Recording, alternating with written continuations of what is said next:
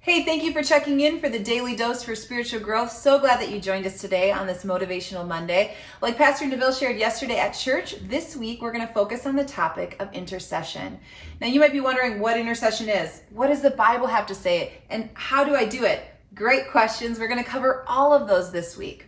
First, let me cover what it is. Intercessory prayer is praying on behalf of others to God. So when you hear of a need, you intentionally bring that need to God.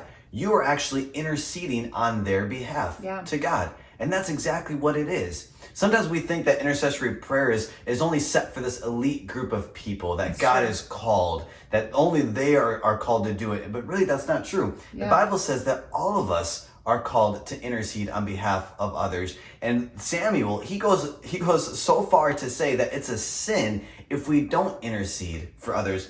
In 1 Samuel chapter 12, verse 23, it says, "As for me, far be it from me that I should sin against the Lord by failing to pray for you." And so really, God has called every single one of us to take time. This is very intentional. This isn't just a flippant prayer. This is when you hear of a need, you sit and you pray for that need and you give that need and you bring it to God. And that's interceding. It even goes beyond that to just thinking of things in our world, praying for the government, praying for our family, praying for healing of our land, that we can actually intercede on the behalf of those issues, those groups of people, and even the world as a whole. Now there's a verse in the book of 1 Thessalonians chapter 1 verse 2 that always challenges me to focus on praying for my family members. Let me read it to you. It says, "We always thank God for all of you and continually mention you in our prayers."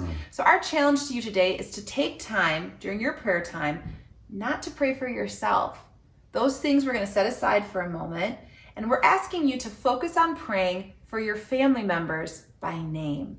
Actually taking the time to name your children, name your spouse, name your parents, your in-laws, your extended family, by name. And as the Lord brings to mind some needs that they may be facing, pray for those things. I think of my spouse, and I was challenged once by another woman. She said, "Who's praying for your husband more than you?" And it challenged me because at the time I thought about how little I prayed for him. But really, as we think of our family, as we intercede for them, you know those needs. You know the things that your children are facing, maybe the struggles that your husband or your wife face at work or with friends, or all those issues. As you pray for them by name today, bring those requests before the Lord and let's intercede for our family together. Hey, thanks so much for tuning in today. Make sure to check out tomorrow for another daily dose for spiritual growth.